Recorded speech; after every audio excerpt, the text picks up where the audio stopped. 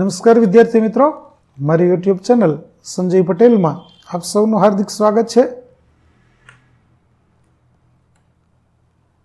મિત્રો, આજના વિડીયોની અંદર આપણે ધોરણ 6 વિષય છે અંગ્રેજી, જેનો પાઠ 8મો, જેનું નામ છે આઈ એમ કેપેબલ, તેના ભાગ 4ની અંદર આજે આપણે વોકેબ્યુલરી અને સ્પીકિંગની અંદર જે પ્રવૃત્તિઓ આપેલી છે તેના વિશે સમજવાના છીએ. વિદ્યાર્થી મિત્રો, જો તમે મારી ચેનલમાં નવા હોય તો મારી ચેનલને જરૂરથી સબસ્ક્રાઈબ કરો. વિડીયો સારો લાગે તો લાઈક કરો, શેર કરો અને બેલ નોટિફિકેશન ઓન કરો, જેથી મારા આગળના નવા વિડીયો પણ આપને મળતા રહે. તો ચાલો મિત્રો, શરૂ કરીએ પાઠ 8મો, ભાગ 4. વિદ્યાર્થી મિત્રો, જો તમે આ પાઠની PDF જોવા માંગતા હોય તો અમારી એપ્લિકેશન વિશ્વગુરુ STD 1 થી 12 ગુજરાતી ડાઉનલોડ કરી તમારા મોબાઈલમાં ઇન્સ્ટોલ કરો. જે તમે શરૂ કરશો તો તમને આ પ્રકારે જોવા મળશે, જેમાં બધા ધોરણની અંદર ધોરણ બતાવશે. ધોરણ પસંદ કરશો તો વિષય બતાવશે. વિષય પસંદ કરશો એટલે પાઠનું નામ બતાવશે. જેમાં તમે વિડીયો ઉપર ક્લિક કરશો તો વિડીયો જોવા મળશે અને PDF ઉપર ક્લિક કરશો તો તમને PDF જોવા મળશે.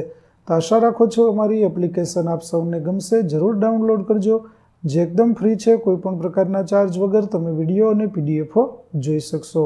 તો ચાલો હવે શરૂ કરીએ. Vocabulary. Find and write the most appropriate action word for the picture. એટલે કે ચિત્રને લગતો શબ્દ છે તે તમારે શોધી અને લખવાનો છે. તો પહેલામાં આવશે હગ, એટલે કે ભેટવું. બીજામાં આવશે કુક, એટલે રસોઈ બનાવવી. ત્રીજામાં આવશે પેઇન્ટ, એટલે ચિત્ર દોરવું. અને ચોથામાં આવશે રીડ, એટલે કે વાંચવું. ત્યાર પછી પાંચમામાં આવશે રાઇડ, એટલે સવારી કરવી. ત્યાર પછી સર્કલ ધ ઓડ વન. અલગ પડતો શબ્દ છે તેને આપણે ઓળખવાનો છે. તો પહેલામાં છે નર્સ, પાર્ટી, ડેન્ટિસ્ટ અને ફાર્મર. તો તેમાં અલગ પડતો શબ્દ છે પાર્ટી, કેમ કે બાકીના બધા છે તે વ્યવસાયકારો છે. બીજું છે કુક, પ્રિપેર, ટેક અને ટેબલ. તો તેમાં અલગ પડશે ટેબલ. ત્યાર પછી ત્રીજું મધર, ફાધર, રેબિટ અને ચાઇલ્ડ. તો તેમાં અલગ પડશે રેબિટ. ચોથું સ્મોલ, લાર્જ, ટોલ અને મેન. તો તેમાં મેન અલગ પડશે. પાંચમું કાર્પેટ, ડિશવોશર, લેમ્પ અને ઝૂ. તેમાં અલગ પડશે ઝૂ. ત્યાર પછી match the parts of the words and write them down.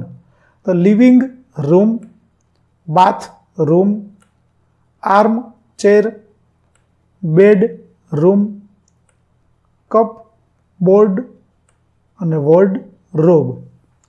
એવી રીતે downstairs, dishwasher, wash basin, washing machine, table cloth, અપસ્ટેર્સ.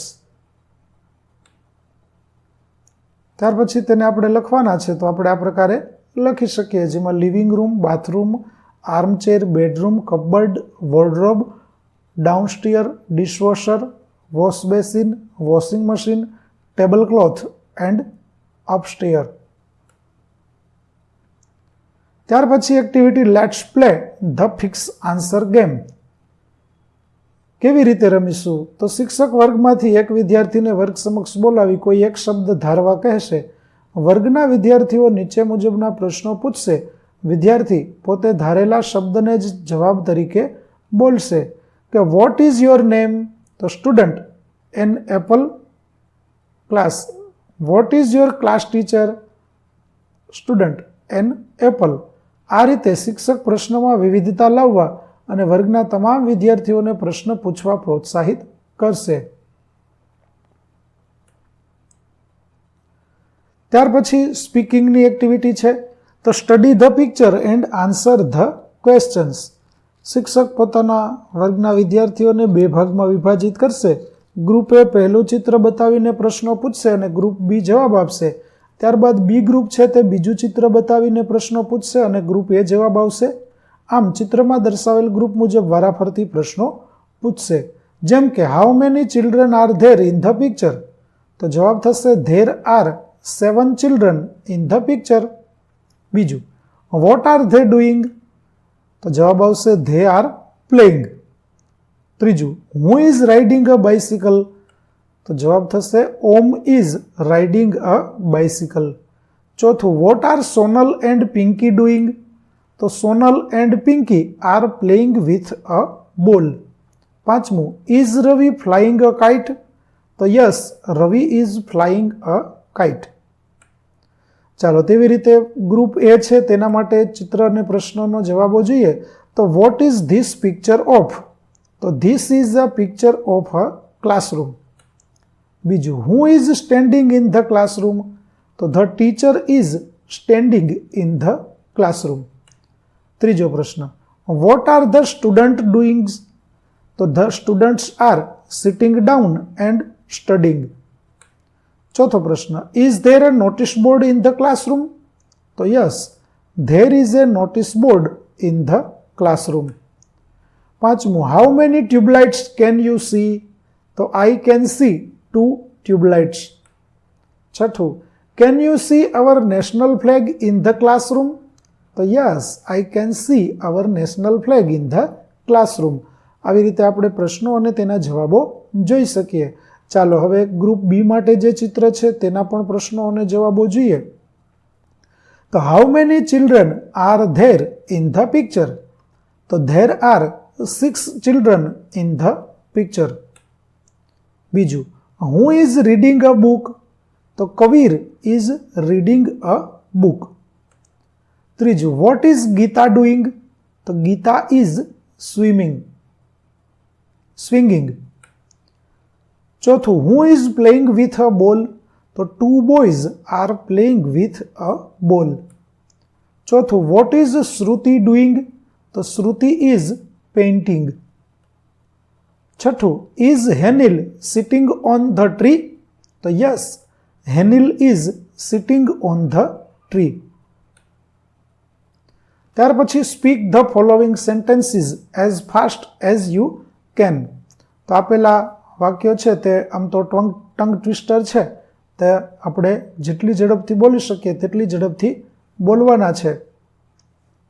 તો she sells by the seashore. I scream, you scream, we all scream for ice cream. I saw the sun shining in the sky. Red bus, blue bus, thin stick, thick bricks. She sees cheese, truly rural. Ria makes round roti. Tina takes 2 toys. Monu meets Meena on Monday. આ રીતે તમે જેટલી ઝડપથી બોલી શકો તેટલી ઝડપથી તમારે બોલવાના છે.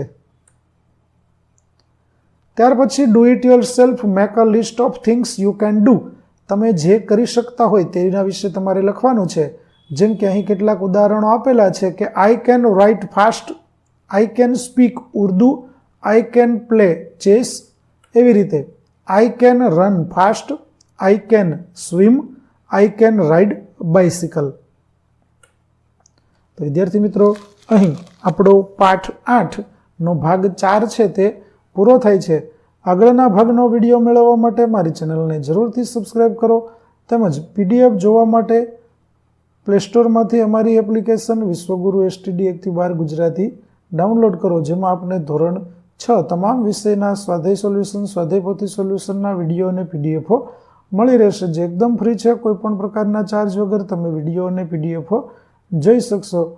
તો આશા રાખું અમારી એપ્લિકેશન આપને ગમશે. જરૂર ડાઉનલોડ કરજો. ફરી મળીશું નવા વિડીયો સાથે. ત્યાં સુધી આવજો.